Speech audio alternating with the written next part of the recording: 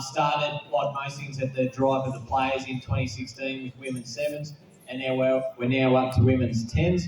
I know my mother was asked to play women's rugby back in the 80s for Armidale City when they were looking at it, and I know that those gents up the back that know my mother, that was a very brave person, whoever decided to give my mother to get out and be an athlete. But anyway, ladies and gentlemen, it's my honour to welcome Steve Foster to the stage.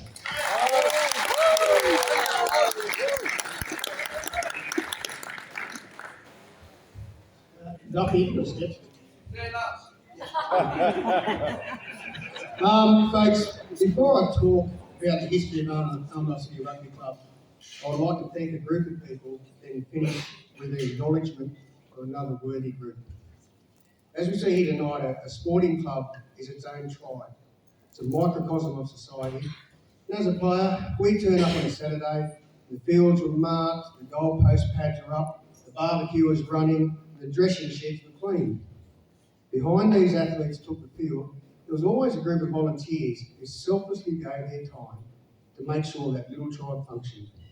To the presidents, the secretaries, the strappers, the other volunteers who did so much on behalf of all the clubs past and present, may we thank you for what you've done over the years. For without you, we do not have a tribe.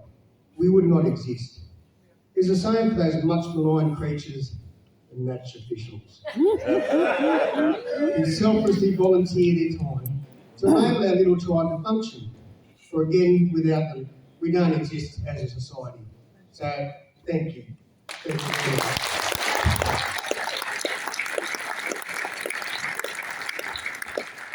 This is going to be a brief history of Armidale City Rugby. The club was established for so long, we can't go into too much detail. It's more a running commentary.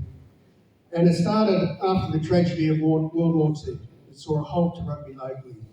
And it wasn't until 1946, and some sources say 1950, that we have records of the Armidale City Rugby Club being reformed and taking out the local Sawyer Shield in 1951.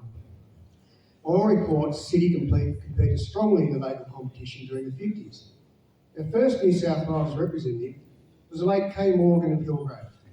Kay, or Dar, as some of us knew him, he shared an affliction with many other athletes of the time, contracting malaria during his military service, an affliction which, of course, plagued him for the rest of his life.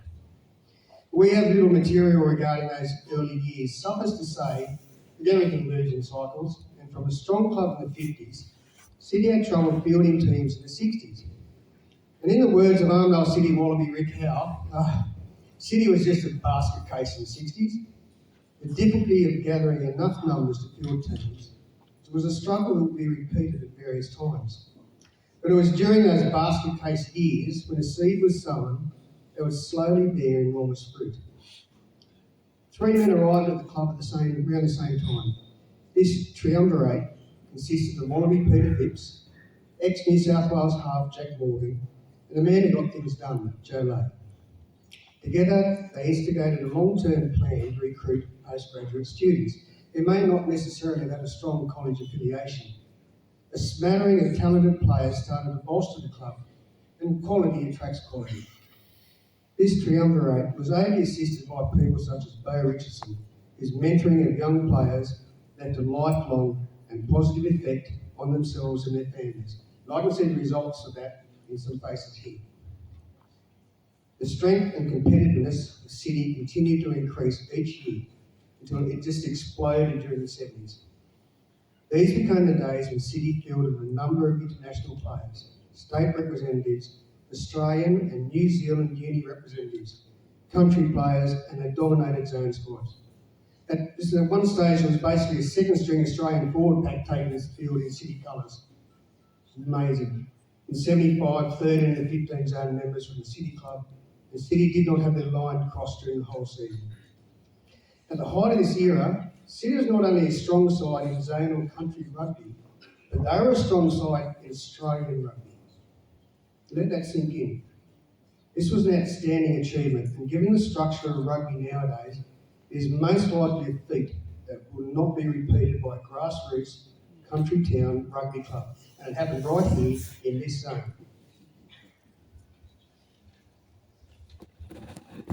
I know the honour rolls weren't working last night. I have an honour roll here, and I'd like to pay respects to the player representatives of Armidale City. For Australia, they included Rick Howe, George Souris, Peter Phipps, John Hipwell, Order of Australia Medal Captain, Warwick Watkins, Greg Cornelson, Peter Horton, Ian Proctor, Glenn Eisenhower, Richard Mylan, Australian Under-21s, Mick Price, Australian Universities, Jim Stroud and Ian Gregg, New Zealand Universities. For New South Wales, Kay Morgan, Dave Forsyth, Mal Ross, Chuck Glides, Jim O'Connor, Tony Morse, Paul Lyons, Charlie Horder, Kent Bray, Ross Barlow.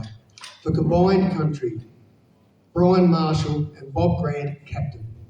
For New South Wales country, Stephen Morrow, Charles Belfield, Eddie Ray, Brian Sylvester, Gus Heather, Rod Nichols, John Spilsbury, Don Page, Noel Haig, Jeremy Griffiths, Ken McConville, Albert Modell and Ian Heaney.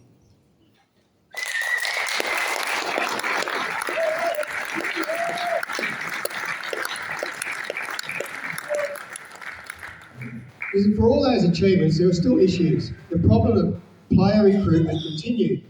My first year with the club was in 1980. I was still at school. I would sneak down to the front bar of the Friday evening when people like Billy Hiscox and the Frog were running the raffles. They'd walk up to blokes at the bar and say, "Hey mate, do you want to play a game of rugby tomorrow?" And that's how we sometimes filled a second grade side, not third or fourth, but second grade. City continued to compete strongly in the 1980s, but with the retirement and movement of key players, City's fortunes began to slowly slide. All things go in cycles. Although there were still many finals and many grand final appearances throughout the grades, wins and losses both, there was still strength due to the hard work of the people who just got things done. The Armidale Rugby Knockout was a signature event not just for New England rugby, but for the town of Armidale. Thanks to tireless work by many volunteers, City fielded a junior side and 4 senior grades, and who could forget the mighty Harlequins playing in the 4th grade competition. Retired state, country, zone and international players were in this team, and many players of opposing sides wanted to be dropped to 4th grade so they could play against them. And so we come to the 90s, where the pressure of competing for players in a small country town with what was basically a stagnant population has started to tell. And to be brutally honest, the old boys' recruitment policies and efforts have bested us. City had reached an idea, and what were we to do? The result, as we know, was the amalgamation of the United Colleges and Armidale City Rugby Clubs, taken to the field for the first time in 1994. One chapter had closed, another had opened. Farewell, Armidale City. You can rest now, old horse. And thank you for your contribution to local, state and international rugby, and may your Armidale Blues continue your legacy.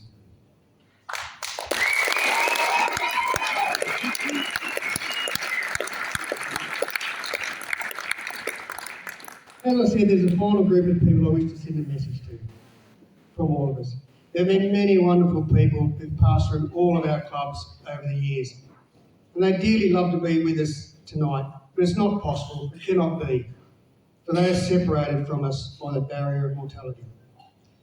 I like to believe they're looking down upon us now, smiling, waiting and watching. And on behalf of everyone here, I would say to our brothers and sisters who are watching and waiting, be patient. We will meet again soon. And there'll be much joy in that meeting as together we all put on that strapping and lace on those boots one last time.